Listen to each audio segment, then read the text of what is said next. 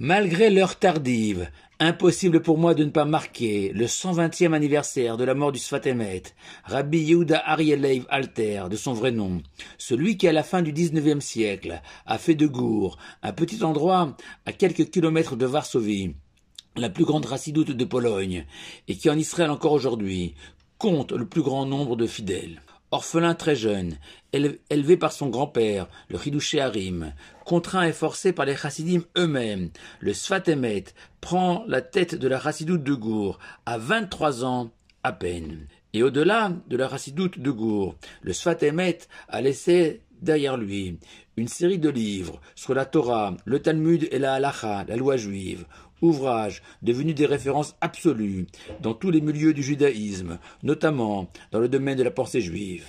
Ainsi, dans notre paracha de Béchalach, l'Éternel reproche à Moshe de prier pour les enfants d'Israël, pris au piège, avec devant eux la mer des joncs, surnommée la mer rouge, et derrière eux les cavaliers égyptiens lancés à leur poursuite.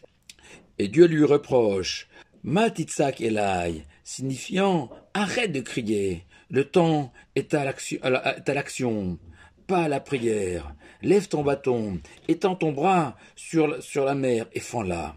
Et Rashi, s'appuyant sur le Talmud, va préciser que le reproche adressé à Moshe n'est pas d'avoir prié, mais d'avoir prié trop longtemps. Or, comme ajoute le Maharsha, il existe un principe que face à un péril immédiat, il faut réciter une prière courte, et tout tenter pour y échapper. C'est ce qu'aurait dû faire Moshe, d'où le reproche divin. Tout est clair. Sauf que le Ibn Ezra, ce géant espagnol, soulève une question et fait remarquer qu'il n'est nulle part mentionné dans les mots de la paracha que Moshe a prié. De plus, rajoute le Ibn Ezra, Moshe n'avait aucune raison de douter de l'issue heureuse de l'histoire et donc de prier, puisque Dieu l'a prévenu directement et lui seul qu'il va une fois encore endurcir le cœur de Pharaon et le pousser à se lancer à la poursuite des enfants d'Israël. Et alors, la déroute des Égyptiens sera telle que désormais le monde entier reconnaîtra la grandeur divine.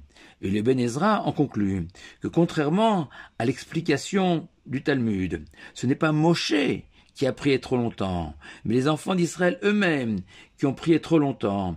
Et Dieu a adressé le reproche à Moshe pour qu'il le transmette aux enfants d'Israël. Le Ramban, Nachmanide, autre lumière espagnole du Moyen-Âge, défend le Talmud et Rashi contre les attaques du Ben Ezra, en expliquant que même si Moshe n'avait pas de raison de douter et donc de prier devant le danger, néanmoins, Moshe ignorait la manière dont les enfants d'Israël seraient miraculeusement sauvés. Il n'imaginait peut-être pas, malgré l'annonce personnelle de l'Éternel à son égard, que la mer pouvait s'ouvrir. Et c'est la raison pour laquelle Moshe a prié Dieu de lui indiquer le chemin du salut. Pour être complet, le Sforno propose une autre défense du Talmud en justifiant la prière de Moshe ainsi. Moshe a eu peur, devant le début de rébellion des enfants d'Israël face à la mer Rouge, que l'Éternel les punisse. Et Moshe est donc intervenu pour demander au Tout-Puissant de ne pas tenir compte de ce début de révolte, dû uniquement à la peur et à l'angoisse, et de les sauver du danger des Égyptiens. C'est à quoi, selon le Sforno, Dieu lui a dit « Arrête de crier, tu suspectes des gens innocents. Les enfants d'Israël ont confiance en moi. » Et leurs mots ne reflètent pas leur foi entière et sans faille. Plusieurs centaines d'années plus tard, c'est le Sfat Emet qui va se lever et proposer une fabuleuse réponse à la question posée par l'Ibn Ezra et expliquer qu'effectivement, Dieu avait promis à Moshe que les enfants d'Israël seraient sauvés et qu'a priori, il n'avait pas de raison de prier. Sauf nous révèle le Sfat Emet dans son génie, qu'une promesse divine ne concerne que les hommes dignes de cette promesse, c'est-à-dire des hommes parfaits, complets. Or, le propre d'un juif complet, entier, est de ressentir que même armé d'une promesse divine, il faut quand même prier.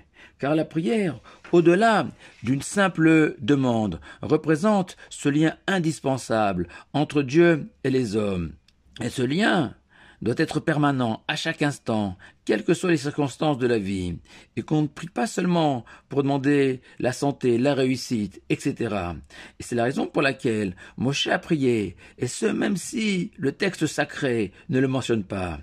Et le seul reproche que Dieu lui a adressé, c'est d'avoir prié trop longtemps, alors que les enfants d'Israël étaient en danger. Dernière précision du Sfat Emet. Pourquoi Moshe n'a-t-il pas transmis l'annonce de la délivrance aux enfants d'Israël et ne les en a pas informés? Répond le Sfat Emet, car Moshe savait que lui seul avait compris qu'il faut prier, même si on connaît l'issue favorable de l'histoire, tandis que les enfants d'Israël, eux, n'étaient pas à son niveau spirituel et n'auraient pas prié. En conclusion, on a demandé un jour au Sfat Emet où il trouvait la force de conseiller et diriger tant et tant de fidèles. Il a répondu par une parabole que dans un train à vapeur, la locomotive est sans cesse pleine de feu et de fumée. C'est ce qui lui donne l'énergie de tirer tout le train. Ce feu et cette fumée qui brûlaient en lui et qui ont sans doute écourté sa vie, lui mort à 58 ans seulement, emporté par une maladie brutale, mais laissant derrière lui un nombre infini de wagons. Shabbat Shalom à vous tous.